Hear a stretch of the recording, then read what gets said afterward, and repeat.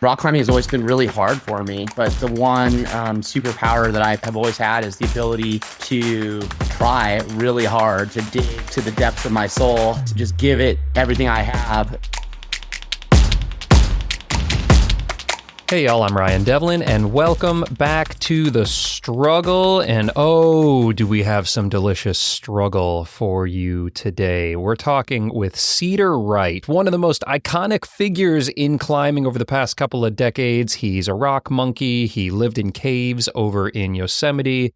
Did a lot of climbing with legends from Peter Croft, Dean Potter, Jimmy Chin, Alex Honnold. He's been on so many adventures around the world. He's a North Face athlete. He's done 2 Sufferfests with Honnold. We dig into those in this conversation in great detail. He's a top paragliding pilot, and we go into that side, how he got into that, and how it sprang from some of those early days in the Yosemite Valley. He's put up first ascents and crazy stuff all around the world on some of his expeditions. He's come very close to not making it back from some of those expeditions, and we talk about what one learns when we push ourselves to the edge, maybe a little bit too close to the edge, and how that can impact future decisions as we take on our sport that we love so much. And then we explore the life of being a dirtbag, his early days living in caves in the valley, and how that lifestyle may build more character and more opportunity in life than just kind of following the standard route. And for somebody like me who pretty much followed the standard route, at least to some extent, I got a lot out of that part of the conversation. I found it really motivating and inspiring. And as Cedar shares with me, it is not too late to embrace my inner dirtbag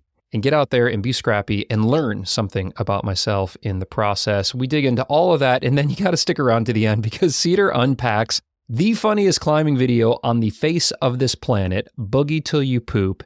If you've seen the video 100 times like I have, or if you haven't seen it, and oh my gosh, I'm so excited for you if you haven't seen Boogie Till You Poop. But you got to hear the behind the scenes on this thing where a climber poops his pants in the middle of a climb while Cedar is there trying to dislodge him from being stuck on this climb. I totally lost my shit. Not literally, but figuratively about that literal shit-losing story. It's so good. I loved this conversation so much. Oh my gosh, you guys. We are about midway through Send-tember, which out here in Kentucky is just not a thing. It's still so hot. There are no sends happening, at least not for me. I'm sure there are people out there sending, but not me. But I'm getting excited for the cooler temps to come, and those are right around the corner in October when Rocktober Fest hits out here at the River Gorge. So I want to give a little shout out here because the struggle is deeply involved with Rocktober Fest this year. I'm so psyched and honored to be doing 2 events at Rocktober Fest. One, to kick off the fest itself on the Wednesday night, October 3rd, live from Miguel's Let's Go. I'm going to be hosting a live podcast with Babsi and Jacopo are going to be in. Oh my gosh, I'm so excited. The power couple in climbing, I think. At least as far as I'm concerned. I mean, they are just doing the most impressive climbs and adventures. God, are they inspiring. They just did this thing together called The Gift. You've probably seen them posting about. I can't wait to dive into a conversation with those two, and probably going to have some other special guests as well. We're going to be doing a huge raffle, giving away Scarpa shoes and Maxim ropes and Petzl draws and all sorts of other cool stuff from sponsors of The Struggle. And that is going to be happening at Mig's on Wednesday, October 9th. And that evening, your ticket will support the Red River Gorge Climbers Coalition, which is doing such amazing work to make climbing accessible for all of us out here at the Red. And it'll come with some free beer and a raffle entry and an opportunity to meet Babsi and Jacopo. So psyched to be doing that. So check the show notes there for your link to grab yourself a ticket to that kickoff event. And then on the Friday of Rocktoberfest, a couple days later, I'm going to be premiering a film that I have been working on for almost a year now from this incredible day that I had out with Alex Honnold. I'm not going to say any more than that. You got to come and see the world premiere at Rocktoberfest of my film Struggling with Alex Honnold. Man, what a dream day. I can't wait for you to see it. If you're coming out to Rocktoberfest, please look for me, hit me up, shoot me a message on Instagram. If you are a patron or a subscriber, you can message me right through Patreon. And we'll do a little meetup there, maybe have a beer, a slice of pizza, grab some climbs. I'm going to be out there the whole time. I can't wait to see you. Grab your tickets now. The link is in your notes there, and I will see you out there. All right, no more delays on this conversation with Cedar. If you want to check in with me and my training and climbing and all that stuff, you can take a look at what I've been up to on Instagram, and I'll do another update on a future episode here. But right now, let's get ready to struggle and suffer with just one of the coolest characters in the game, Cedar Wright.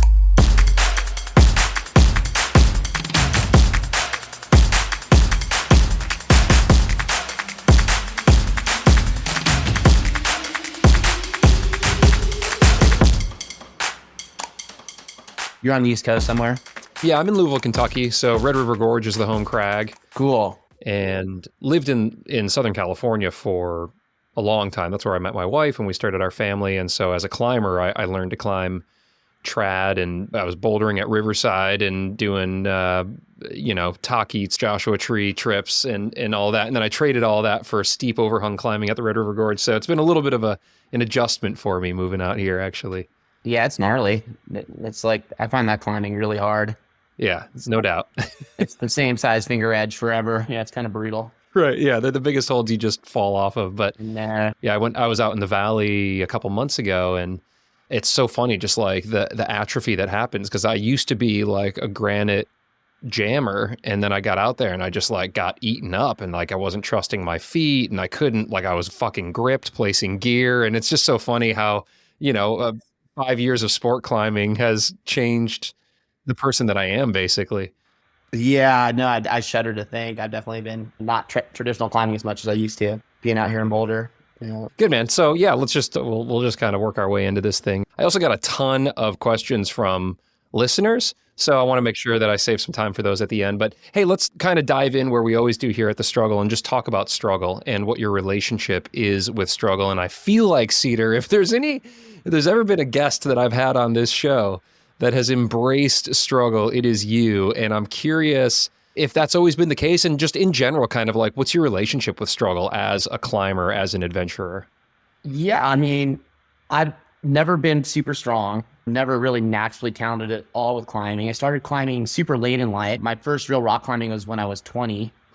And so, yeah, I mean, rock climbing has always been really hard for me. But the one superpower that I've had or have always had is the ability to try really hard, to dig to the depths of my soul and just give it everything I have. And that's definitely the struggle. And that's honestly, that's what I love about climbing, is that being at your limit and then just reaching past that limit and then just throwing for a hold and being like, I can't believe I stuck that. And then like making the anchor and just having that feeling is such a good feeling. So yeah, that's the struggle to me. Yeah. Cool. I definitely see that in you, in the films that you've made, and also just the climbs that you've done. You mentioned that like that's kind of been a superpower for you, and I'm curious if one can get better at struggling, if you will, or embracing the suck. Have you seen a progression in that in yourself since you started climbing at 20 to today, and what can I glean from that, who maybe I don't do as good of a job sitting with discomfort? Yeah, I mean, yeah, it is interesting that people kind of discount, especially in this day and age, like how important just effort and your mind, your mental game, your ability to really push to a maximum effort is. There's so much emphasis put on training and doing fingertip pull-ups and hangboarding and whatever other weird ass stuff they're doing now in the training regimes of these top level climbers. But, I think you will see with a lot of the top climbers, you'll also see this ability to really try hard, to really give it your everything. And that is like a skill that you can develop just like any other skill. And then like a skill like any other that you do have to like continually maintain.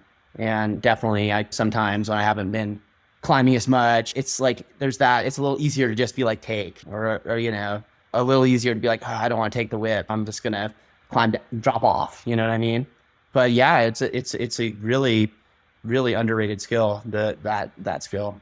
Yeah, I do see, like, when you look at kind of the highest performers, that ability to kind of dig deep, whether it's Adam Ondra or Jonathan Segrist is known for like try hard, like go, like push it to the limits. Obviously, Alex Honnold and you and he have had some sufferfests literally by title. And I also remember talking to Tommy Caldwell about this, where if there's an experience that pushes you well beyond what you think you can handle, then it redefines what you think you can handle. And is that how you've raised that bar over time? Like, have you just kind of consistently gone a little bit more, or have there been major events that you can really point at and say, after this, I unlocked essentially a new level of being able to dig deep? Yeah, I mean, you just never know what you're capable of until you really get pushed beyond, what your perceived limitations are. Definitely some of my LCAP pushes early on in my climbing career, with folks like Ammon McNeely, Chris McNamara, Miles Smart. Those were really hard climbs. And you just feel like you have nothing left to give, but you have no choice but to give more to the climb. And you learn to that. I had a trip to Baffin Island where we thought we were going to climb Mount Asgard we were hoping to do it in like maybe 10, 12 hours. And we weren't back to base camp for like almost 60 hours. And I mean, there was definitely it was a little looking like maybe we were going to be permanent fixtures on the side of Mount Asgard, but we dug deep, we pushed beyond, and we, were able to come out the other side of it. So yeah, sometimes you just got to get thrown in the deep end a little bit. And then there's a confidence that comes with that, knowing that there's a lot in the tank. Even when it feels like there's nothing left to give, it is possible to find more. Yeah, I could see an experience like that, and you've had many others as well, where it's pretty close to the edge. Yeah. Where people can go one of two ways. They can say, you know what, I'm good. Like, I don't think I want to put myself in that position again. And the other way is, I've learned what I'm capable of. I want to keep pushing. And you seemed to have consistently fallen into that latter category. Have there ever been those moments of questioning, like, hey, am I cutting it too close here? Definitely. You push it for as long as I have, and you're going to have some close calls. I've always just loved the adventure of climbing. That's always kind of what's been the fuel for me and what's pushed me forward. I love exploring new places, seeing new things, and climbing new rocks. That's a lot of the fuel for me. But, that trip to Baffin Island really kind of informed my risk philosophy and risk profile, because it was too close to the edge. My partner and I, Jason Singer-Smith and I, it was my first real expedition. We're on the side of Mount Asgard on the Porter route, trying to do the second ascent of this Grade 7 big wall and a continuous push, which at the time hadn't really been done before. And so we were really kind of trying to push the limits of what was possible. And we found we pushed too close to the edge. There was a storm coming in, and we didn't have bivy equipment. We just really didn't have enough equipment to survive a storm of the magnitude that was coming. And so when we rappelled off the top of that thing, just the last possible minute before it was full whiteout conditions, it was just too close. And I was definitely we could have died up there. So it's that informed my kind of risk-taking profile for the rest of my climbing career. Getting that close to the edge, I obviously don't want to die climbing, but I want to go have amazing adventures. And so, yeah, in a way, I was kind of lucky to have that experience, because it did sort of set some personal boundaries for how willing I am to stretch it out there. And part of the reason I didn't go into big mountain climbing or snowy mountains and stuff like that, because I couldn't make the objective hazards make sense to me. So yeah, I don't know. It's an ongoing conversation you have to have with yourself, that sort of thing. Yeah, totally. So that was early on. You said that was your first real deal expedition. How old were you? Do you recall? I would have been probably in my mid-20s at that point. Okay. So I was maybe 4 or 5 years into my climbing. And I went all into climbing after I graduated from college up at Humboldt State, Northern California. I moved into my Toyota Camry, and I basically just did the circuit between Yosemite and Joshua Tree for a bunch of seasons in a row. I ended up getting on the search and rescue team and meeting a lot of these really influential people in my life and influential people in the world of climbing, really, through that lifestyle that I was living. And then at some point, I think when you're a Yosemite dirtbag, it's sort of the final graduation is to take all those skills that you've grown and that you've learned in the valley and take them to the greater mountains. And so that was that first expedition to Baffin Island for me. Yeah, I'd love to explore some of those early years if you can. I'm just going to throw the format out the window. There's too many stories, too much history here, too many exciting things to talk with you about. And one of the things that I'm really hyped on that you're doing present day is this Dirtbag Fund thing. And so this ties in well with those early years. And as someone who romanticizes and maybe envies the dirtbag lifestyle that I never got to do because I just was always too practical, I guess, or I don't know what it... Not too late. Well, that's great. Actually, we got some questions from some listeners right along those lines, like aspiring dirtbags. So I'll put myself in that category. But first, let's talk about kind of the real scene. Like this was, I mean, one of the most exciting times in climbing. I feel like when I look back on these chapters that our sport has gone through. So if you could tell me a little bit about packing up the Camry, heading to the valley, and some of the players that were there at the time, and just what that scene felt like. Yeah, I mean, it was a wild and crazy scene. I met a guy when I was going to school up at Humboldt State. I met a guy named Sean Leary, who would go on to become a pretty influential character in the Yosemite climbing scene. And he was one of my original climbing mentors. And he had just gotten back from this trip to Yosemite Valley, and he was just telling me about how there's all these people there, and they're living in caves and collecting cans and stuff for a little bit of cash to stay in the valley. And it's like really easy, you can just stay there year round and just climb and climb and climb. And so to me, that just sounded like paradise. And so as soon as I graduated, I packed up all my stuff into my car, and I went to Yosemite with this crazy dream of like, oh, I can just like post up in this place. It's the best climbing in the world, and you can just climb all the time. And so I got sold this different kind of lifestyle, this dirtbag lifestyle where, yeah, you can just go to the valley and just live full time. And when I got there... And you hadn't done much climbing prior to that, right? I mean, like, were you essentially learning how to climb in Yosemite? I was a couple years into my climbing at that point. Yeah. And so I was still a pretty new climber when I arrived in Yosemite. And yeah, one of the first guys to kind of show me around was this guy, Brian Coiler K. And they called him the Coiler because apparently he was like super hungover at the base of a climb one day and sort of laying down. And his partner said that he looked like a big coiler, big steaming pile of shit. And so he got the nickname Coiler, but he also had some other classic nicknames like Captain Morgan. He was a legendary dude in the Yosemite scene. And everybody knew Coiler, and Coiler knew everybody. And he just slowly introduced me to like so much of the Yosemite scene, from like all the mountain guide characters, people like Scott Stowe and Gerberdine, all these like kind of legendary El Cap climbers from like the 80s. And then also some of the like the more new school dirtbags, like Dean Potter was one of the OGs who he and I were sort of arrived in Yosemite at a similar time. And there's just a huge community. There's all these people who you wouldn't really have heard of, but who were really getting after it in the valley at that time. There's a big community, and there was this parking lot basically where you could just kind of camp and the rangers wouldn't bother you at the time. And we called it the center of the universe.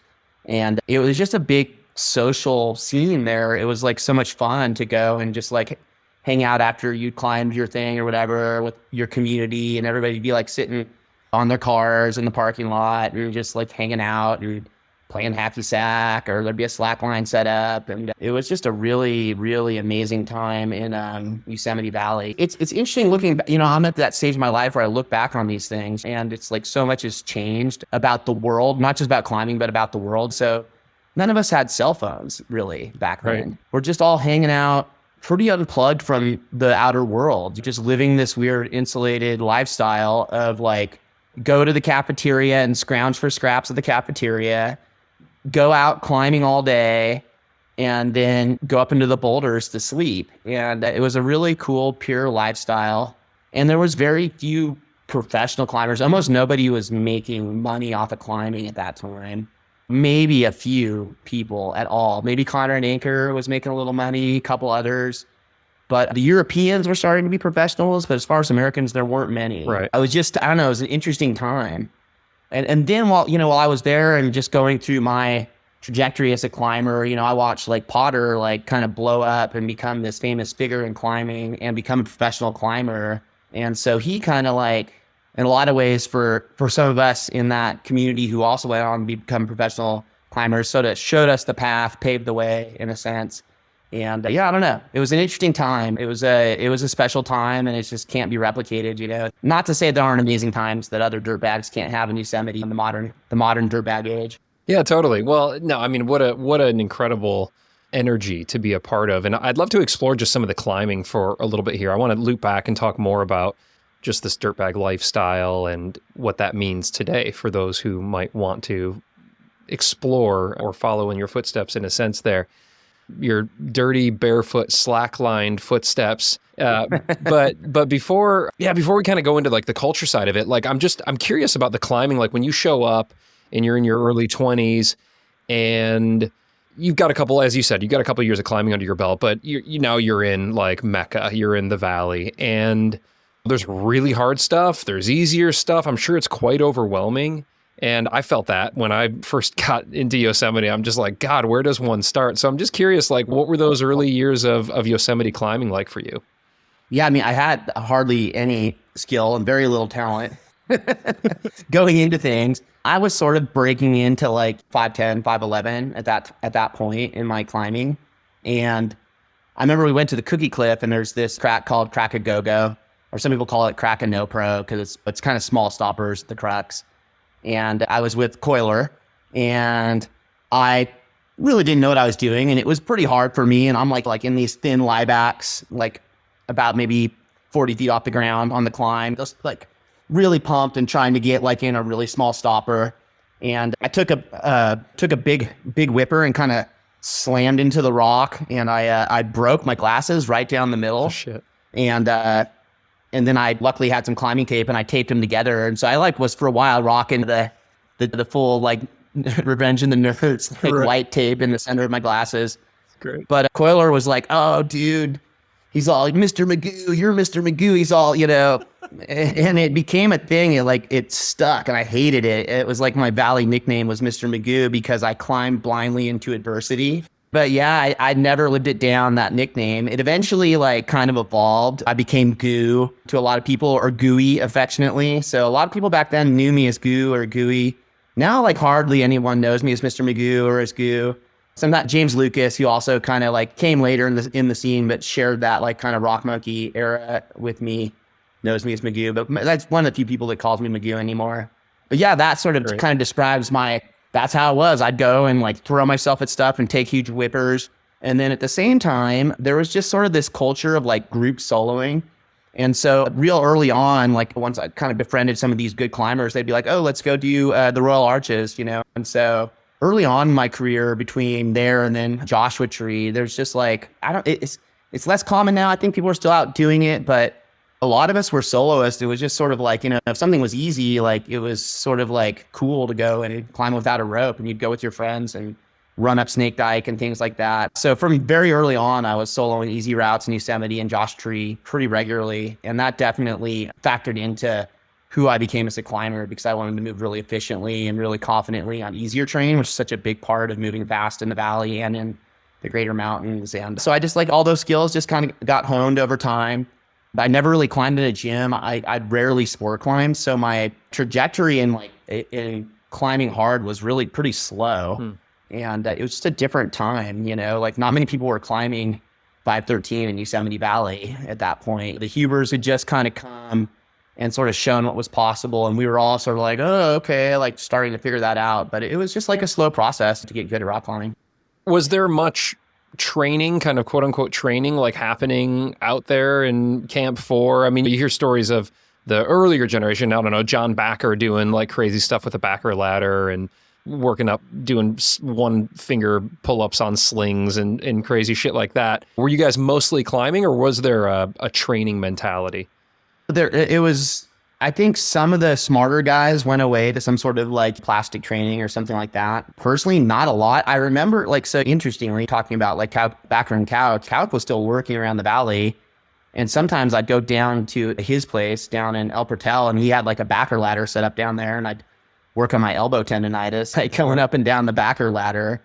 But like for the most part, or like I'd go do pull-ups or something. I just like, things weren't very sophisticated. I wasn't very well informed.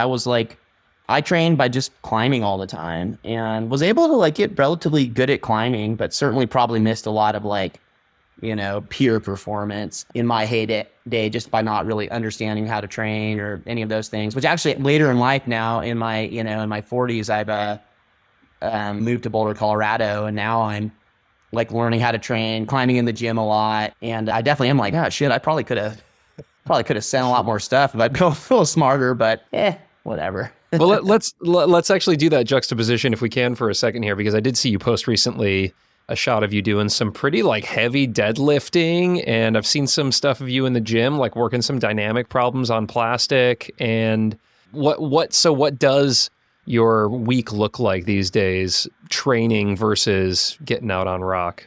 Yeah. So in the last like 5 years, especially, I've really just embraced like climbing in the gym. It's like a really fun thing to do.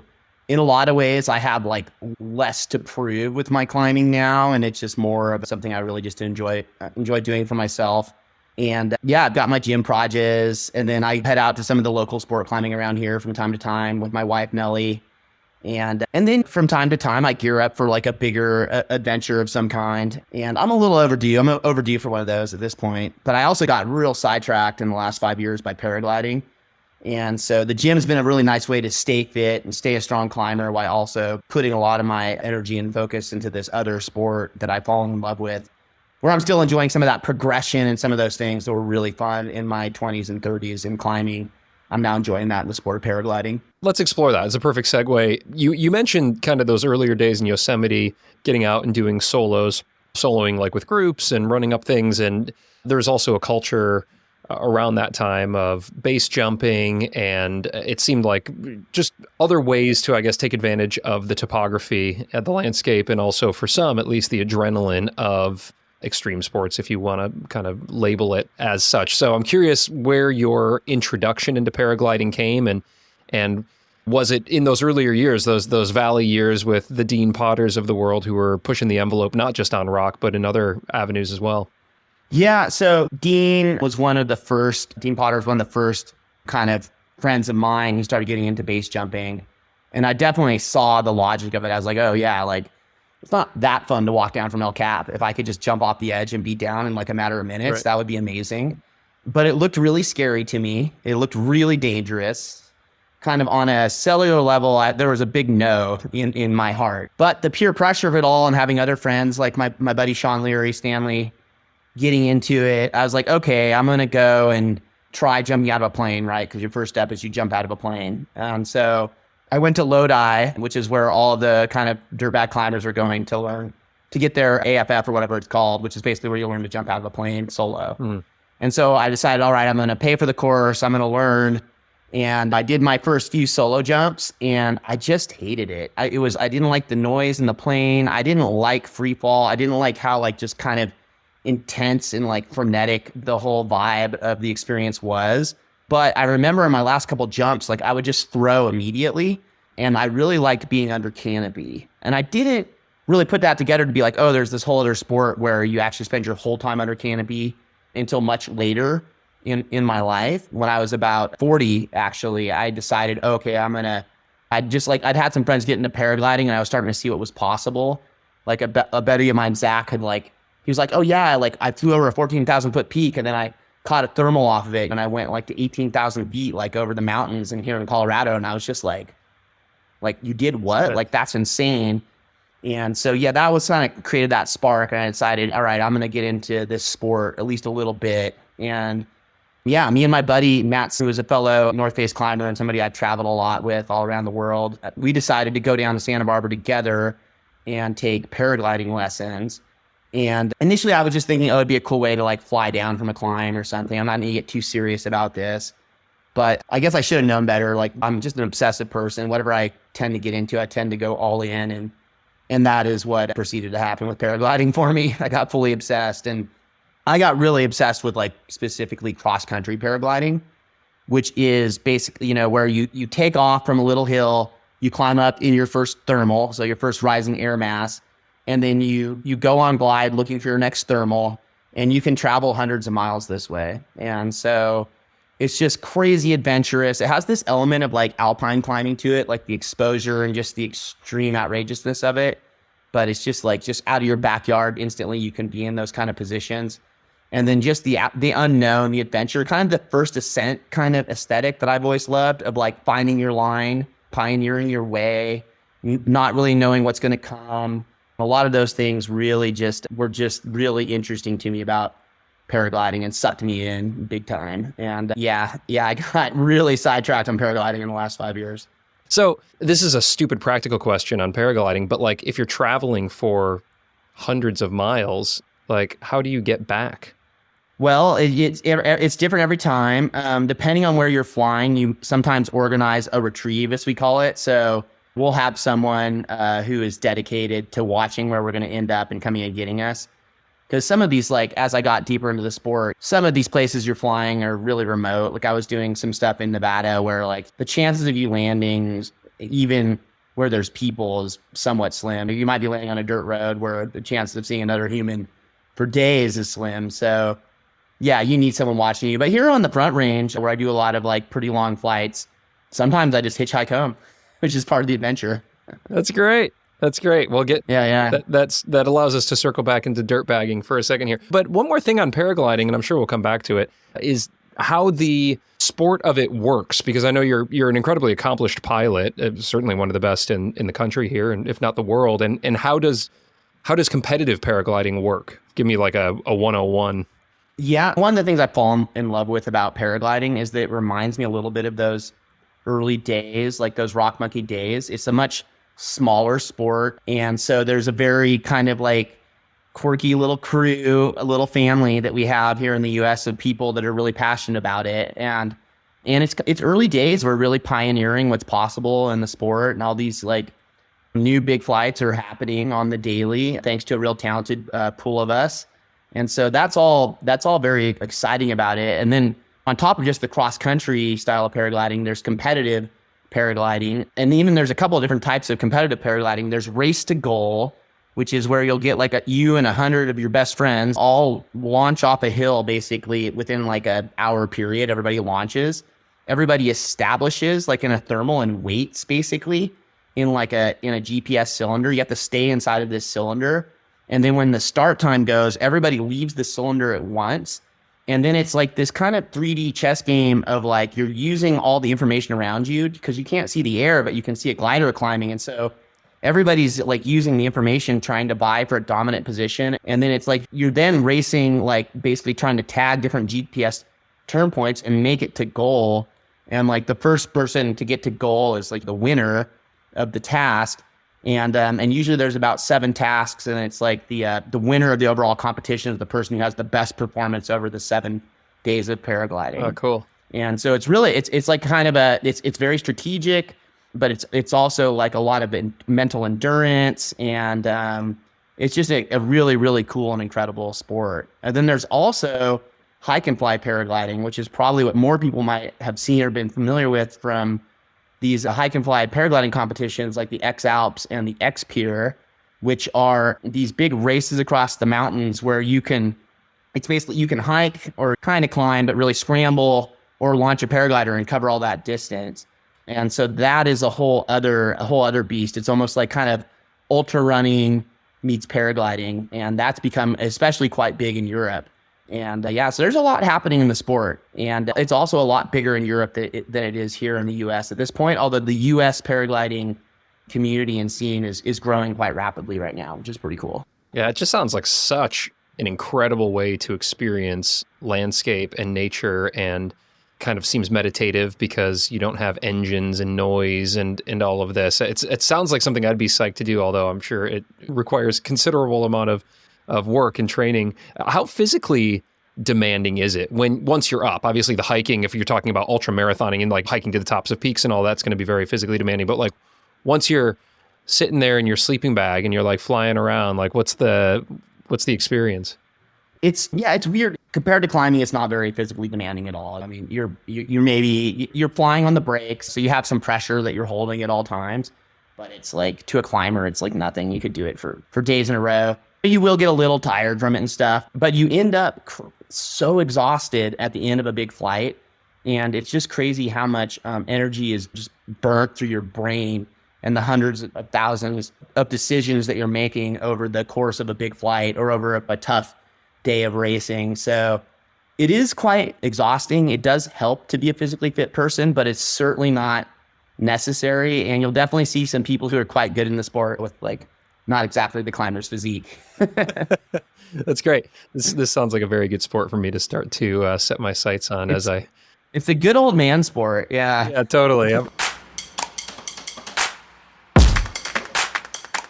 This episode is sponsored by Rungni Apparel. You all know Rungni. It's Magnus Bitbo's company. We've had Magnus on the show here a couple of times, and I just want to tell you right now about my absolute favorite pants I've ever worn as a climber, and that's the harness pants by Rungni. They're unbelievable. I think you all know I had this epic 48-hour trip out to Yosemite not too long ago, and I wore the harness pants the entire time. I didn't take them off. They were my hiking pants, my climbing pants. They were my pajamas. I went to the Ahwahnee with Jordan Cannon and some friends. They were my fancy pants.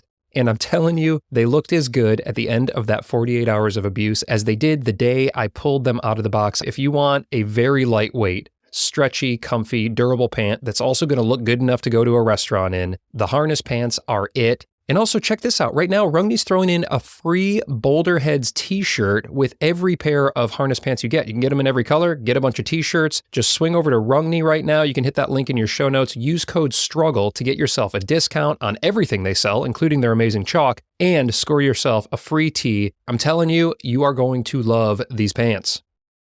This episode is supported by Crimped, and I want to talk about how I'm using Crimped and Crimped Plus to program my training. So I've been using Crimped for many, many years, long before there was a podcast. In fact, I attribute going from 5'10 to 12A in about a year by getting disciplined and serious with my training and using Crimped to keep me on track. So when I was doing that, I was using their preloaded climbing plans. They've got 75 different workouts created by world-class coaches and climbers right there in the app, and you can just load it. Oh, I want sport fitness, boom, it goes in there. In fact, there's a playlist now that I created for developing sport climbing fitness, so you can just go down there and select that, and it'll load right in there for you. But now what I'm doing more often is actually getting really specialized, and I'm using Crimped Plus to program my own training very specifically week after week. And I am far more consistent with my training when I've got things programmed in Crimped. There's a gamification element to the training, so at the end of each week, you're really motivated to close out those bars. It feels really good. I'm super busy with work and the family and all of that, but when I have my workouts programmed right there in Crimped, I just get them done. You can swing over to thestruggleclimbingshow.com/crimped to try it for free and take your climbing to new heights. Let me know how it goes. Well, let's talk about climbing a little bit more here. It is the climbing show. And I want to focus on some of these endurance objectives that you've done, and Sufferfests are kind of the easiest to point to, but you may wrap in some other expeditions that you've been on or just some of your big objectives on El Cap.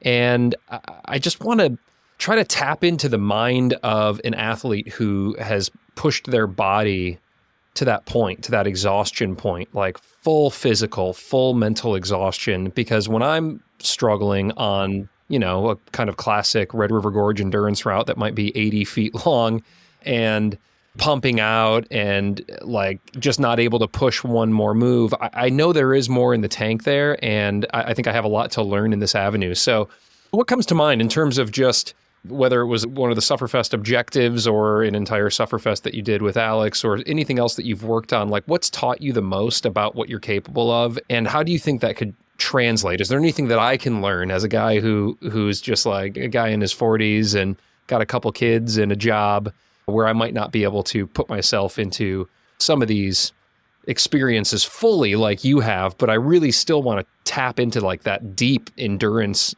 reserve? Yeah, well, those Sufferfest trips that I did with Honnold, which are some great life experiences that I'll never forget. I'm sure Honnold won't either. Where these were if people aren't familiar with what the Sufferfests were, they were these bike-powered climbing trips that we did. One of them, we did all of the 14ers in California by bike. And then the other one, we did close to 50, maybe 45 or 46 desert towers by bike. And they were both multi-week immersive adventures where if you're not climbing, you're biking, or you're hiking up to the objective, or you're trying to get a little bit of sleep and you're just trying to fuel yourself for the next suffering. So that's a really unique type of pushing yourself mentally and physically that I really enjoy. And there's something about that immersive experience of just knowing that there's no real other option than to keep going.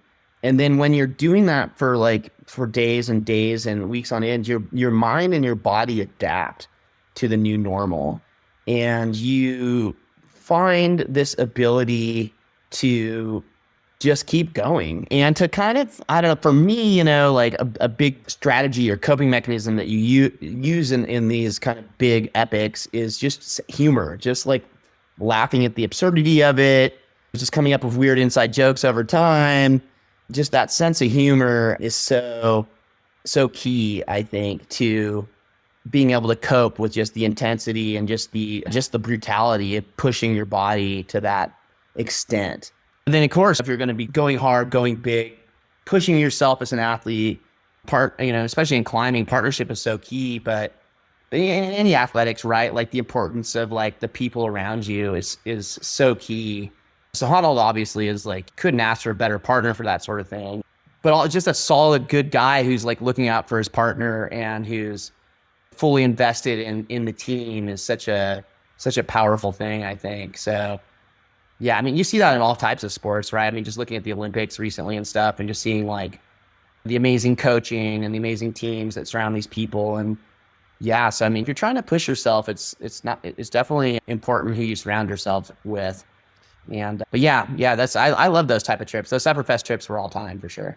Oh man, yeah, all time, no doubt. And the first one didn't break you enough to not want to do the second one, which seemed even more epic. Although you had kind of prepared yourself. I mean, there were moments in the second Sufferfest where you questioned whether you were going to be suffering enough. I feel like I don't know, like were you almost desensitized to suffering to the point where maybe you wanted more suffering? Of course, it did come through a variety of mishaps and injuries and sketchy conditions, but it almost seemed like you were seeking out, like you were like addicted to the suffering by that point in time.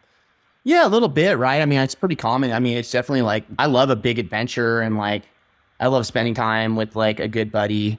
Unfortunately, it was like, we had a third Sufferfest all lined up and then COVID came and kind of, quashed all of that. But yeah, we'll see. I think that, there might be like an old man Sufferfest in the future someday, but yeah, there is an addictive nature to pushing yourself like that. And then there's also just, that ability to what you thought was suffering and what you thought was going to be heinous no longer is. But one way to ensure that you're really going to suffer is to like do virtually no training on a bike before you do these trips, which Honnold and I did both times. And so then you're really hurting for the first 4 or 5 days because you don't ride a bike at all. It's like your tendons and muscles are all like in shock. But yeah, those were great trips for sure. They were a lot of fun. You're going to have to find a new mode of transportation. It's going to have to be kayaking or something like that, because after he rode that bike to Alaska with Tommy, I feel like he's pretty conditioned now on the bike. Yeah, no, totally. Yeah, he might be able to burn me off now.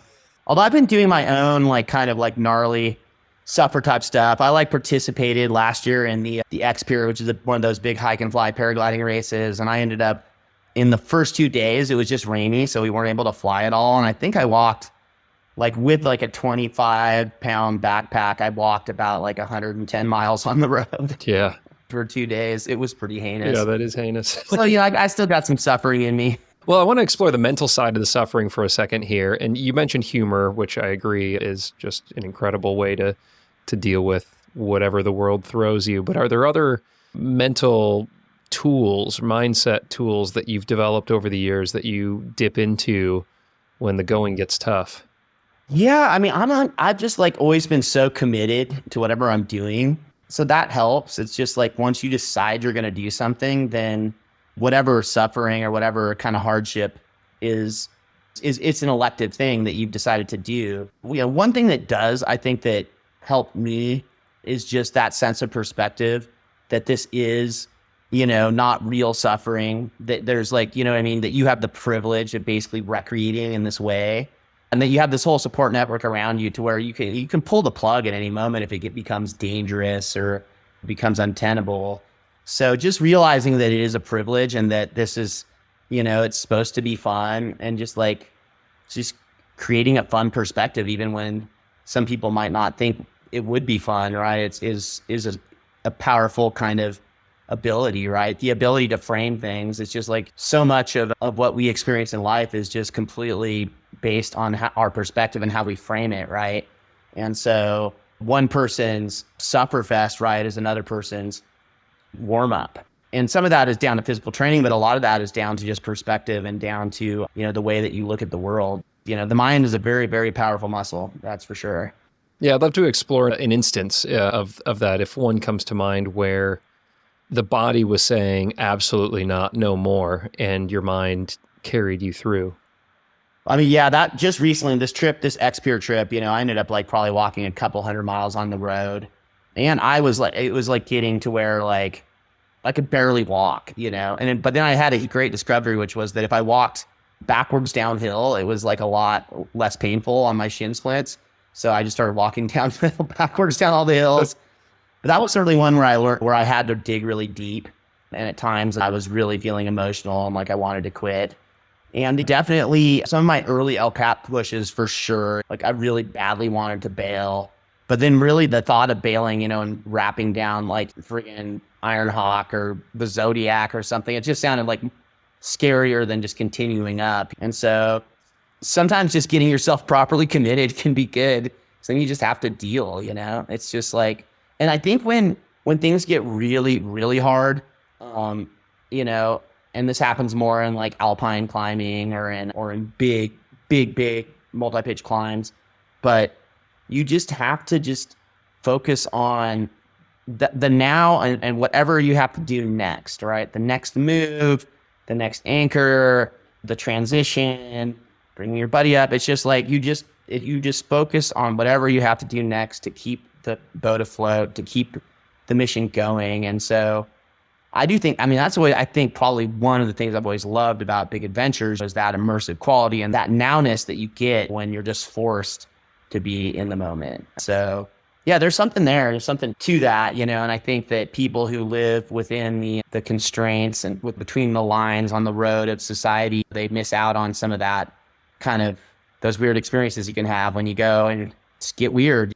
Well, for those of us who do predominantly live within those lines and have 9 to 5 jobs, Monday through Friday, or whatever the case may be, have you experienced this kind of adventure? And I don't know if suffer is the right word, because I guess we could kind of invite suffer in depending on the objective that we take on, but just this way of like tapping into something deeper and learning something more about yourself. Have you ever experienced that in 2-day spurts or 3-day spurts? Is it possible to connect with that kind of thing on a weekend? Oh yeah, 100%. Yeah. It's definitely. If you live here on the Front Range, go do a hard route on the Diamond. You'll find it. Or go for a big mission in the mountains. Go to the Black Canyon. You live in the Bay. A day trip to El Cap will serve it up for you. You know what I mean? It's certainly not something that's exclusive to the Dirtbag fully dedicated climber. It's just more available to them because they have more time to be able to go out and have these crazy adventures. But climbers that I'm inspired by in this day and age, and people who are going out and pushing limits and doing stuff that I find impressive. Not all of them are professional climbers anymore, and a lot of them are weekend warriors. So yeah, it's certainly not something that's exclusive to the pro climber or the Dirtbag. I'd love to explore what you are inspired by in the climbing scene these days. Honestly, it's interesting. It's like from when I started climbing to now, I don't know what the numbers are, but I feel like there's 100 times more climbers than there were back when I started. For sure. And there's so much amazing stuff happening now that it's hard to even know all of the amazing climbers and all the amazing accomplishments that are happening. But I do love to see like that next generation of like traditional climbers coming up and pushing limits in that space. Connor Herson is someone who I look at as like a kid who's like a well-rounded climber, pre-climbing El Cap, doing hard trad climbing, hard sport climbing, hard bouldering. I'm also amazed by like the specialists. Like I always had the privilege of like hanging out down in Argentina. I did this like climbing trip down there with like basically all the young guns on the North Face climbing team. So it was like Matty Hong kind of put the trip together, and Felipe from Brazil and Sean Rabitou. I was just hanging out with Sean down there. That kid's insane. Yeah. Just for pure difficulty. But I was kind of rousing him all. I'm like, dude, don't become like another like just a boulder. You like have so much talent. There's so much like there's so much more, I'm a little bit of a crusty old dad that way. Where I'm like, you're just a boulder. Like, dude, we went out actually and threw him on this like unclimbed erect climb that had been bolted pretty boldly by some Argentinians. And yeah, he ended up taking like a 60-footer on that thing. It was pretty impressive. And I was definitely like, all right, yeah, this kid's got potential. He's going to probably become a a good traditional climber or something in the future. I mean, obviously, Honnold to me is like the gold standard of like what I grew up as badass in the climbing. Because so I grew up like looking up to Peter Croft as kind of like the coolest climber. You know what I mean? So I have a lot of respect for free soloing, and I think it's really kind of the ultimate dedication and commitment in climbing. And so, I find that type of climbing really impressive. And so, I am very curious to see like when is that next climber going to come along? And interestingly, it just seems like that whole aspect of climbing has kind of become much less popular since I started. And even in some ways kind of got less popular after Free Solo came out. It was almost like it got marginalized somehow by that film in a weird way that I don't fully understand, where you don't really see much action in that space or people trying to prove themselves in that space of climbing,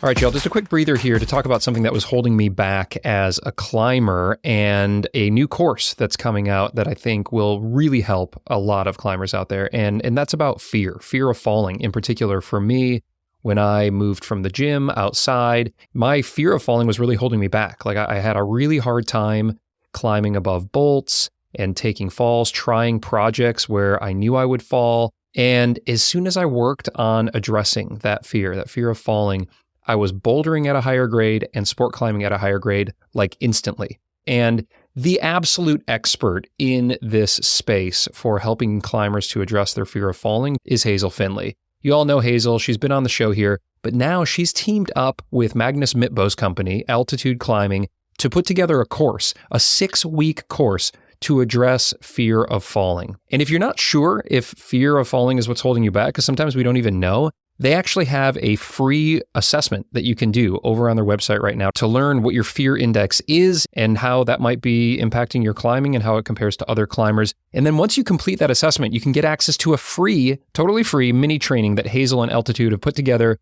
to dispel some of the biggest myths and faulty advice when it comes to overcoming fear of falling. All of that is just free. You can just pop over there. The link is in your show notes, or you can swing over to altitudeclimbing.com/fear to take that free assessment and get access to that free mini course.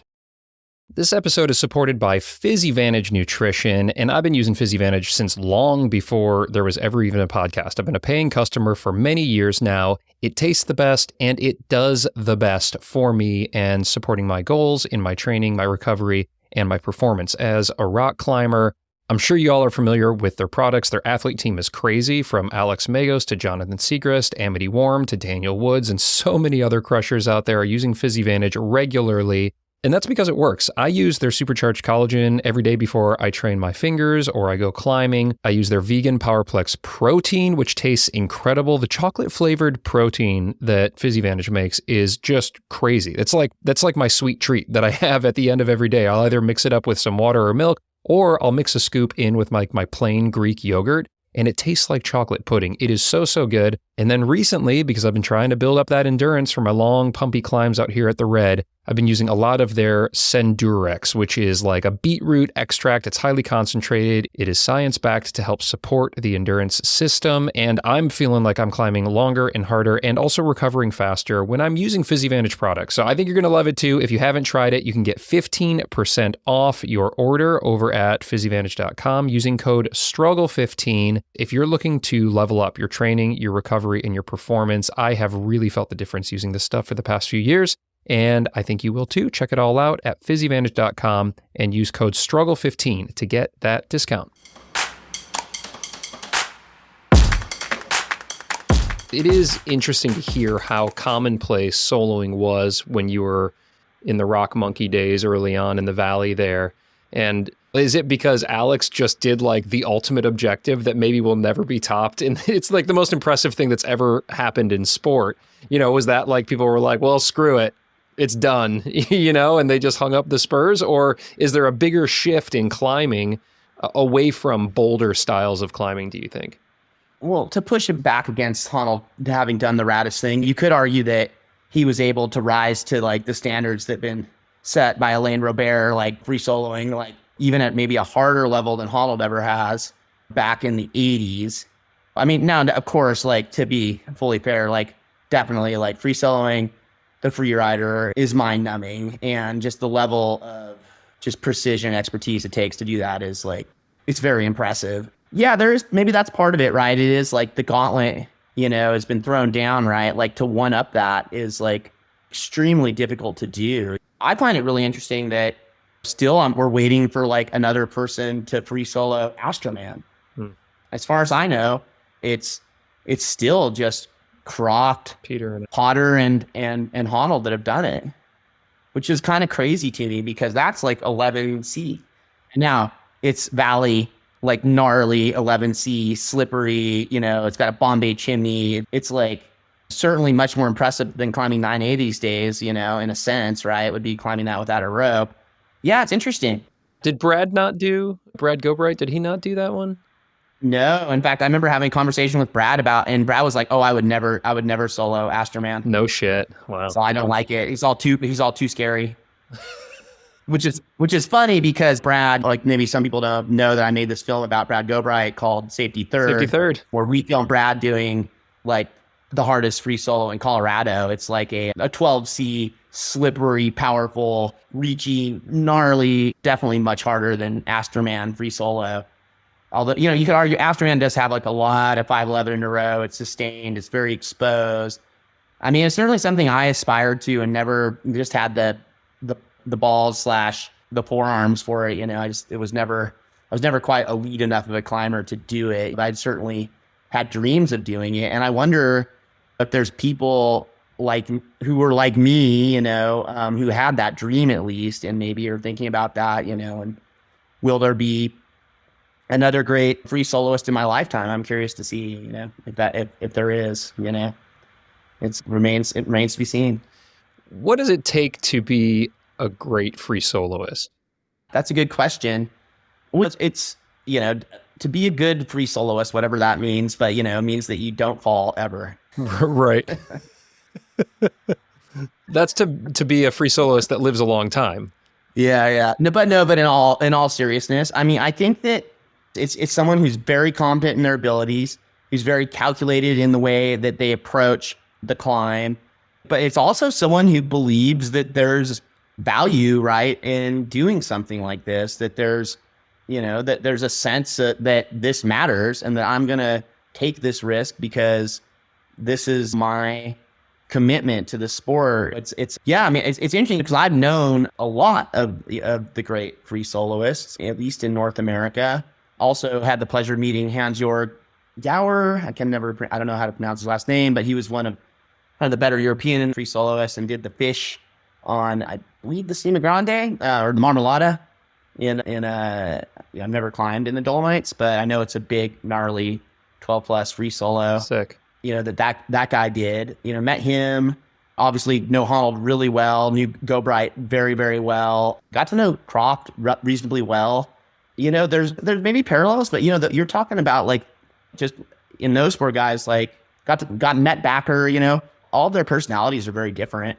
Yeah, that is interesting because I've had conversations on this show with Peter Croft and Honnold a couple times, and both of those guys are quite kind of like pragmatic, calculated, calm, seem to be reasonable. When I was talking with Peter, he said the number one thing is you got to be able to back out of any move that you can do, and down climbing is this incredibly important skill. And Honnold classically says that it's not about a risk or adrenaline. If he feels that, then he knows he's done something wrong. And then Gobright seems like he's on kind of the other end of the spectrum, though I never had the pleasure or opportunity to meet him. You've spent time with him, and so yeah, there isn't a typical, it doesn't sound like. Well, I guess there is a parallel. When you talk about it that way, there is this pragmatic element maybe to them, right? This ability to be very pragmatic about what they're doing in the sense of really knowing like if they have it or not, and really knowing like how to manage that risk, right? There is something there. I think there probably are parallels, but at the same time, even between Croft and Honnold, you have a lot of like maybe parallels personality wise. There's also a lot of differences, and they certainly aren't like carbon cookie cutter like personalities at all. And so, it's interesting. I mean, I got to meet Michael Reardon, who is very controversial because now doubted whether a lot of the things he soloed were actually soloed or whatever. But that guy was like a big, boisterous, like kind of Yahoo, like kind of look at me personality. And I don't know. Yeah, it's interesting. It'd certainly be worth doing a lot of brain scans. And fortunately, we can't scan Gilbright's brain anymore. But Well, science scanned Honnold's brain, and one of the things that kind of came out of that film is like, oh, he doesn't experience fear like the rest of us. He refutes that. He says, no, I experience fear. I've just kind of trained over years to have more control and comfort around what my fear response is. You spent a lot of intimate time with him. I've never seen that guy gripped, I don't think. I have. Okay. Yeah, like I've seen him gripped. under what circumstances? What shakes Alex Honnold? Where it looked like he could die, mostly. Yeah, that would do it. Like we did this trip to Antarctica together, and we raged while we were down there. We did I don't even know how many, like at least 10. I want to say at least 10 first ascents down there. We climbed so many different towers that it's all a blur. But I remember this one, like in particular, was pretty gnarly. He led this pitch that was probably only like 11D or 12A or something, but overhanging, extremely loose, and it was basically a free solo. And yeah, I remember at one point him basically telling me, shut up. I'm like, it was palpable, like the fear in his voice. It was getting really serious. And honestly, that whole trip, it was just like, you have to rappel everything. You have to set all your anchors. It was like every single rappel, he was scared. I was scared. I mean, we were scared for good reason, right? Because you're like, you got to get down. You're like improvising anchors. Sometimes the anchors aren't exactly textbook. It's just like, it's scary. It's scary stuff. I do recall him telling me a story about how he was like stress eating Nutella out of the thing in the tent, like absolutely like frazzled from something. So it must have been that there. We didn't get into what the climb was. It probably was. I know it was it was definitely pretty intense, that rock climb. The funny thing too, he's also such a stubborn motherfucker. And I was like, dude, the line goes left. Like, look at the crack. It was all, no, we gotta do like the direct up the head wall. Then he goes direct out the head wall and then kills himself. And I'm all like, and it was like a chossy, like there was like super nice rock off to the left. I'm like, all right, sweet. Like take us up this chossy bullshit, you stubborn motherfucker. But yeah, anyways, those were good times. Wouldn't have been as memorable if we'd gone up the sweet splitter 510 to the left. Right. Yeah. Yeah. Better stories. But you love Choss. You love to seek out that garbage stuff, don't you? I do. Yeah. I like some, well, I mean, I'm proficient at Choss climbing, and I love rock climbing. I love climbing big features. I love first ascent climbing, and just if you love rock climbing, you love first ascent climbing, you better be good at climbing Choss, because you're going to find some. And it's just it's like an ability like any other that you can develop, that ability to move carefully over loose rock and to be able to, to me, the real measure of a climber is basically, could you stick them in front of virtually anything and they're going to find a way up it, right? Like whatever mix of aid and free or whatever they have to do, but like, is there virtually no rock that could stand in that person's way? I think that's a really interesting kind of like measure of a climber's skill and their craft in the sport, their real knowledge of all of the different parts of climbing. So that's something that I am impressed by when I see a young climber who's like a proper Choss master. I'm always like, yeah, like the future's not dead, There's hope for the next gen. I love it. Well, let's talk about the future for a second here, because I do think the future is bright, and you are helping to make it brighter with the Dirtbag Fund, which I love so, so much. Tell us about the Dirtbag Fund and what's been going on with it. The Dirtbag Fund, in like a nutshell, is a place for dirtbag climbers to come and get grants to support them on their missions, whatever they might be. It might be that they've always had the dream of going to Baffin Island like I did early on in my climbing, or it might be they want to do a Supperfest of some kind, or maybe they want to just like have some gas money so they can stay on the road. And then because I have such a filmmaking background, it's a way then to tell those stories, to celebrate the dirtbag culture, to celebrate these people who are out doing these things. And so what I'm trying to do as I grow this fund is to tell the stories of these people who are out there contributing to climbing in these cool ways, who are out there chasing it. And they don't have to be at the cutting edge of climbing to be inspiring to all of us and to have a good story. And I love telling people stories. I love people. I love celebrating people. And I've learned I really love helping people. And so that's kind of what the Dirtbag Fund is about in its essence. I love this so much, dude. I love that you're doing this because it's hard to get a grant. Like the only time you can get like, you know, go to an organization and get a grant is like you basically have to be doing like the most cutting edge gnarly stuff. And you're out there supporting the people that were like you back in the day who are just true and just fully committed to this lifestyle. And also it doesn't take a whole lot of money to fuel a lot of these adventures because dirtbags by definition tend to be very resourceful, very scrappy. So can you share a story or two from, you know, who did you fund in the first round of grants? Like give me some dirtbag stories. So round one, you know, it was just like, I had like gotten some influencer money. And so I was like, all right, I'm going to give out this $5,000 I got for basically posting to Instagram, which is just so ridiculous, you know, that I'm at this point in my life where I used to live in a cave and now I'm like, I post to Instagram and make $5,000. Like, amazing. I'm going to give away this money. You know what I mean? Like as like kind of like a full karmic circle of some kind. So I gave out these grants of $1,000 to some dirtbags. One of them went to this guy, Emilio, who was classic. And he wanted to go and do some gnarly like Choss traverse in the Pickets in the Pacific Northwest. And so he gets out there, he does a bunch of great climbing. And then, of course, you know, as Choss often goes, he pulled off some block. He lands on his butt, like, perfectly. And I think it was a prolapse of his rectum, but he basically blew his butthole out. And then, and then he basically took the rest of the Dirtbag Fund money and sewed his butt back together again. You bought this guy a new butt? Which is actually one of the conversations as the Dirtbag Fund becomes more legitimized is like, should we have some sort of waiver that people sign? But yeah, that's legendary. Emilio's such a rad dude, and he was so grateful. And you know, and I got the North Face sent him some jackets, and he just sent me a message the other day, and he's all, dude, this jacket was so clutch. You know, I got like, you know, caught out like for a night in the rain, like, you know, and my headlamp died, and I made it back or whatever, you know. And I'm just like, he was just so like grateful for the free swag that I got his way, for the money, because it really, you know, for him it was like, you know, like it allowed him to do the trip. And then also the validation of just like, of someone saying, hey, what you're doing is cool and keep doing it, you know, is like, so that was cool, like giving that grant to Emilio.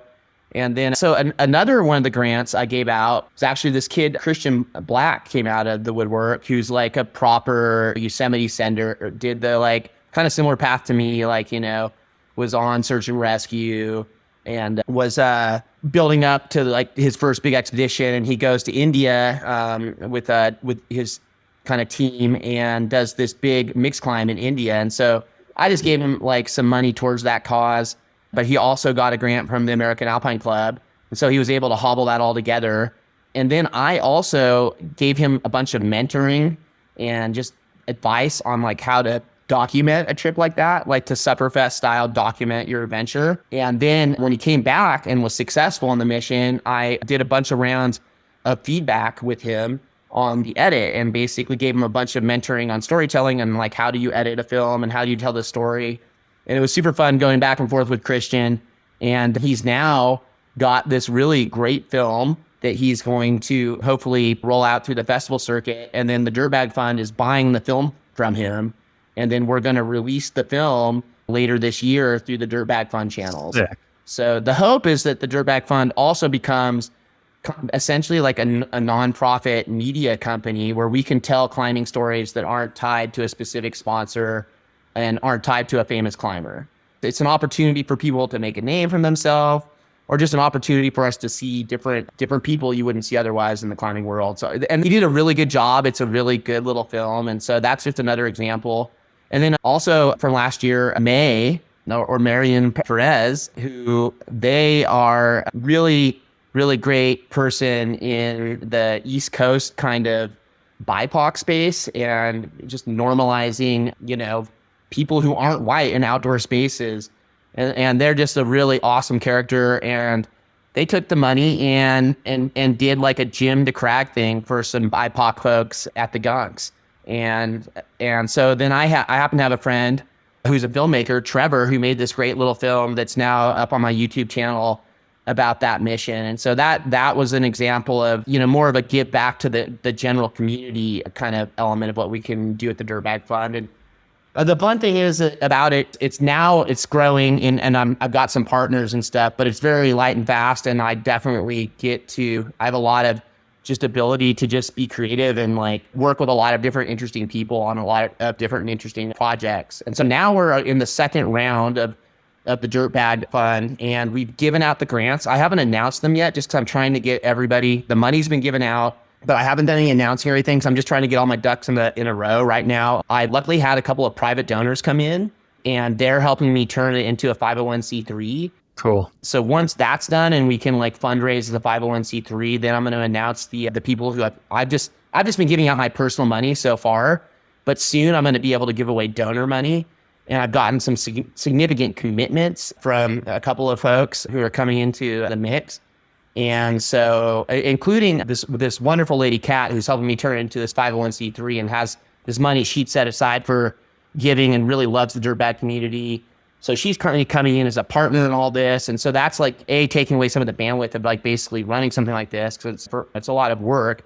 And so it's very exciting. We're like about to announce our next round of grantees, and we've got we got a really great group, and they've all got the money. They're all out there doing their thing, and we are working, making sure that it's all getting documented. And that's the other cool thing for me is it's a way to support young creatives or creatives of any kind really, but just folks who are in the space, who are maybe more on the storytelling side of things. And it's an opportunity for them to tell a story for the Dirtbag Fund. So yeah, it's a lot of fun, dude. It's like, I can't wait to see where it goes. And yeah, I hope that the Dirtbag Fund, I mean, it looks like I've got it set up so that the Dirtbag Fund is going to be going for at least 10 years. I think we have money for at least 10 years of giving it like the $1,500 like to $2,000 grant level, 5 or 6 grants a year, and then with the budget also in place to be able to produce short films about each of those adventures. If the person wants, because there also might be an instance where someone doesn't want their story told, and that's totally fine too, and that doesn't mean you can't get a grant through the Dirtbag Fund.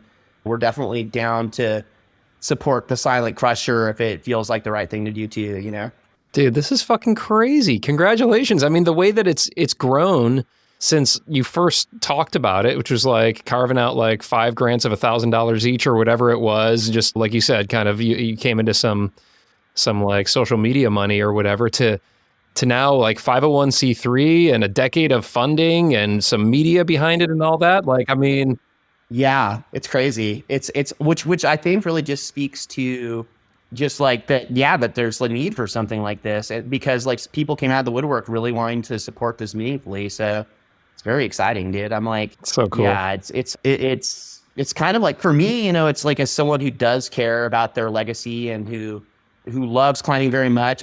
It's like my final kind of like part of the story in a sense is this Dirtbag Fund. It's like I continue to want to go out and like I'm a very adventurous person. I'll continue to go out and do my climbing and my paragliding and like I don't have kids. My wife and I just love to go out and adventure. Like I'm going to continue to live this lifestyle like into my 60s. But as far as legacy goes and stuff, right, this is like the Dirtbag Fund is kind of my way of leaving that mark in a way, and I don't know. Cool. It'll be cool to see like maybe we will like have an early film of like the next Honnold or something like that. Or like maybe if we could continue raising money, maybe it could become a legitimate alternative to corporate sponsorship altogether, right? What if like there's Dirtbag Fund athletes, it's like if we can get like $1 million in the hopper, that becomes totally a possibility. So who knows? It's like what could happen. Oh, I'm so psyched. Dream big. So psyched. What a cool, right? Like what if it's like instead of like the Red Bull logo, you just have to wear the Dirtbag Fund logo, I'm all okay, just make sure there's a Dirtbag Fund logo in it and you're sponsored, Yeah, but you still have to get your dinner out of the Trader Joe's dumpster, right? Yeah. Yeah. The dumpster dive once a week. Also, it is like, the whole, there's what it is to be a dirtbag has certainly evolved over time, right? What that means. I'm not like trying to be too stickler about things. It's just like, but if you're a trust funder living in like a super nice sprinter van, don't apply for a Dirtbag Fund grant. But like, I get it. We're all struggling in different ways. If you could use the help honestly, then the Dirtbag Fund is a good place to come and ask for some support. I mean, I'm so inspired by it. So, I mean, thank you for what you're doing for the community. And as somebody who really doesn't qualify for a Dirtbag grant, I'm just so hyped that you're doing this, because I think the climbing community, we're just all psyched on this sport. So for you to lift up the people who like could make $500 stretch for a couple months of adventures is so rad. And the legacy aspect of it, it's so cool. I do want to talk for a second about this idea of a dirtbag, though, because we touched on this in the beginning. Yeah. And I mentioned that like I like regret that I didn't embrace dirtbagitude when I was, graduating college. And I mean, I kind of did in a sense, is like I like had nothing and I moved to California to become an actor and really kind of scraped by and did like all the usual kind of like starting actor-y things. But having discovered climbing at 30 years old, a little bit later than when you did, then I look back and I'm like, oh God, I really feel like I missed out on a real experience, like an opportunity to embrace that dirtbag mentality. And I'm curious, you said it's never too late. So like, what would it take for me and those who are listening who want to experience a little bit of that dirtbag magic? What is it? Like, what is it that makes a dirtbag? I guess that it's hard. A dirtbag is someone who prioritizes experiences over like traditional success, right? It's someone who just wants to go out and live on the road because that's where the climbing is. Yeah. And it's like the being a dirtbag, and there's the dirtbag lifestyle, right? And it's like, for someone like you, right?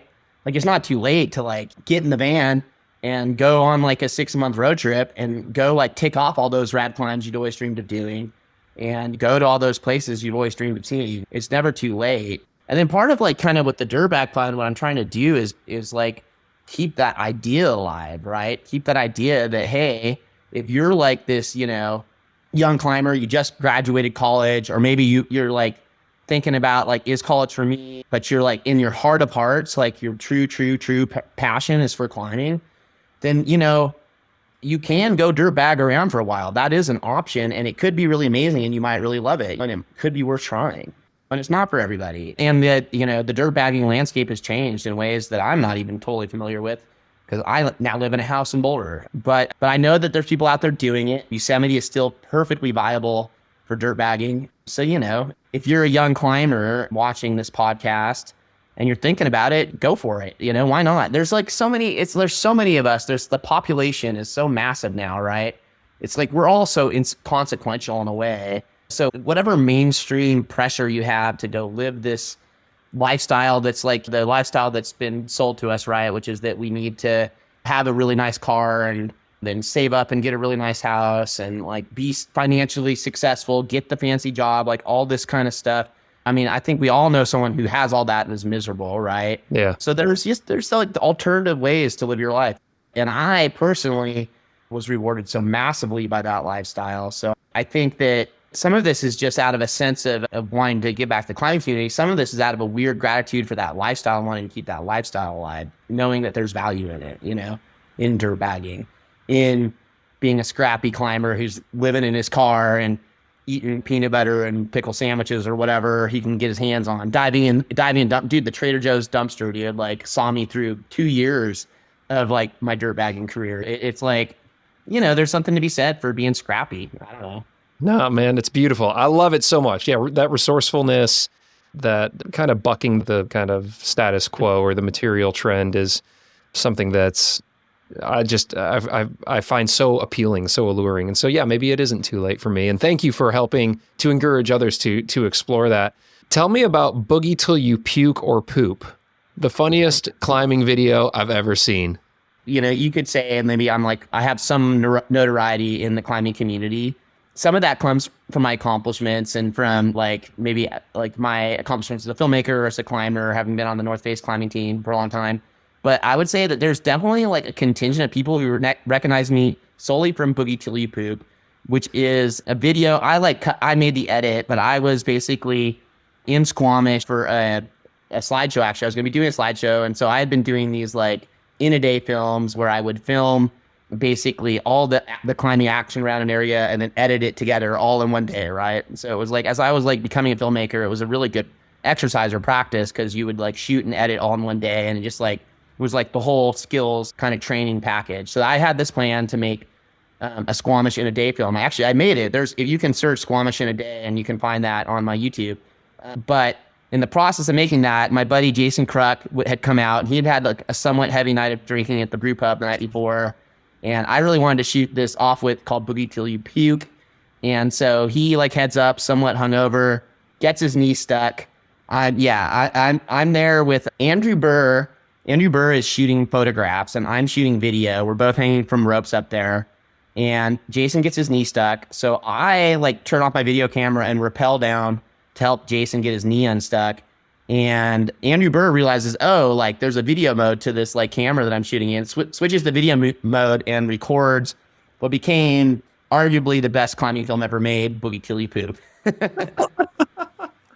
So he gets his knee stuck, and it's because his knee's stuck that he becomes so like freaked out, and that's how he loses like control of his bowels. I mean, you wrap down, you're underneath him, and you're like pushing up to try to dislodge his leg, right? Exactly. So I've gone down below him. His knee is really stuck in the off-width. He's starting to panic because he's been stuck for a while and it hurts. And I mean, we're like telling really helpful stuff like, think about what you did and reverse it, you know, like trying to help him get his, and I'm pulling and like supporting him. Like he's kind of standing on my leg, you know, standing on my legs on the harness as he's trying to push his way out. And just all that panic, I think, and then all those brew pub beers, it all just sort of like hit this tipping point. And it was like clunk, you know, when your stomach goes clunk, his did that. And then he was like, he started dry heaving first. He was like, and dry heaving. And then like, I could audibly hear the, you know, like, and then he was just like, I shit my pants. I shit my pants. And I couldn't believe it, but I could smell it quite well because I was like right below him. And yeah, it was pretty gnarly. But then I'm like, okay, now it smells like shit. And I can't just bail on him, right? I've got to stay here and get this guy out of this crack. And eventually he was able to like push on me and I was able to push on him. And and I'm like, my face is just right by his butt, you know? And we got his knee out. And to his credit, I was all, dude, like, can I edit this into a film, Jason Kruk? And he was all, no problem, dude. He's all, I got to own this, you know? And it was like, it was that decision to allow that to be made. Cause like if Jason been like, dude, let's like not like share this with the world, I wouldn't have. But his decision to share that with the world has brought so much joy and so much laughter. It's one of the funniest climbing movies ever made, probably. And it's legendary. And Jason went on to actually do a spot on Tosh 2.0, which is like, you know, the web redemption with Aaron Ralston, where Aaron Ralston cut off his other arm and stuck it up Jason's butt to keep him from pooping his pants again. Oh my God. Yeah, so that's worth finding on the interweb somewhere too, if you can find it. That is fucking epic. Dude, no, like, there is no contest. It is the funniest climbing film ever made. It's unbelievable. He's so matter of fact. He's like, I shit my pants. I totally. Like, you almost don't believe it. Obviously, you believed it because you were right there. Your face. No, he was definitely. It's people. Yeah, no, people have like said like, oh, it's not real, but no, it was real.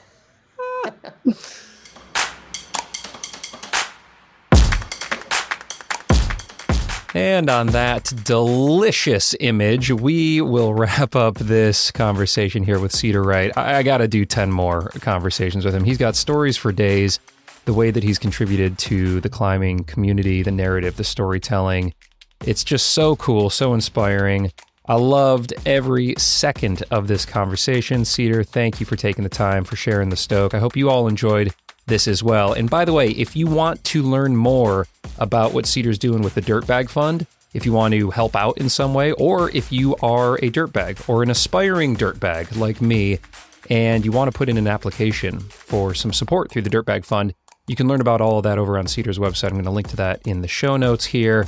I'm so psyched from this conversation, and I'm so motivated to just find those new levels, that like internal digging deep when the tank is empty, finding more in the tank, that kind of sufferfest mentality that Cedar has developed over those years. You know, we don't all have to be like genetic freaks to be able to climb hard or climb at our best. A lot of it can just come from the inside, and I'm more and more inspired by that every day because we're all dealt the hand that we're dealt. Maybe we're like freakishly strong because our tendons attach to the bone in a beneficial place, or maybe we just naturally have like the body type to climb really steep stuff, or maybe we're just like normal people, which I think most of us probably are that are listening to this, and we just want to have fun and we want to push and learn about ourselves in the process. And I think Cedar sets a great example for how we can continue to unlock and learn things about ourselves physically and mentally and emotionally through pushing ourselves. So I'm going to get out there and try to put myself through a little bit more struggle, a little bit more suffering in these coming weeks here with my training and my climbing, and see what I learn. And I hope you are able to do the same.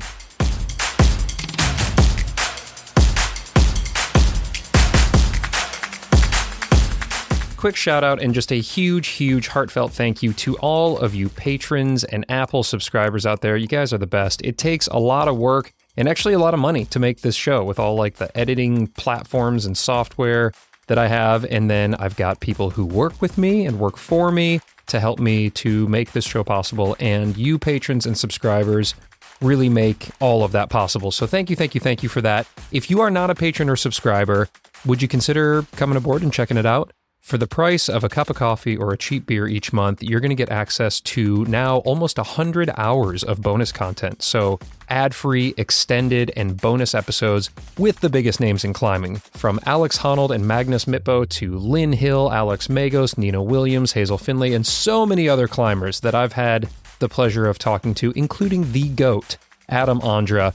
We got bonus episodes, pro clinics, and all sorts of cool stuff for you exclusively, patrons and subscribers. You can get a free trial and just check it all out. You don't even have to give me that cheap cup of coffee or beer, but I'd appreciate it if you did. Either way, you can learn all about it by heading over to patreon.com/The Struggle Climbing Show. Or if you're an iPhone person, you can double click right there in your podcast player and get instant access. Thank you. I love you.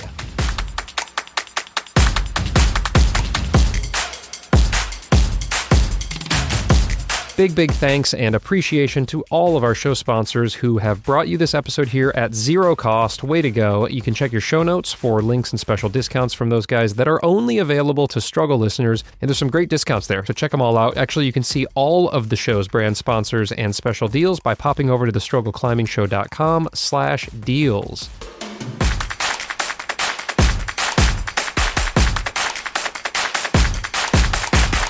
Hey, did you know that The Struggle is carbon neutral in partnership with the Honnold Foundation? Well, you do now, and it feels pretty good for me to write that check every month. They're doing such amazing work to bring clean energy to communities around the world. Y'all can get inspired and learn more about their amazing work over at honnoldfoundation.org, and toss them some love if you can. They're doing awesome stuff.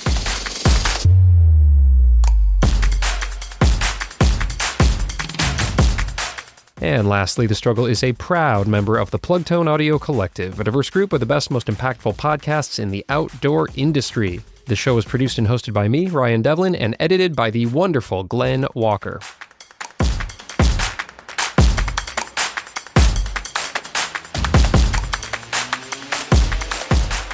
All right, that clips the anchors on this episode. Thank you so much for tuning in and supporting the show. If you want to do something that helps me out for zero cost, you could rate and review the show wherever you listen, or just share this with one of your climbing friends or the gym that you climb at. It really helps to get the word out there. I appreciate it.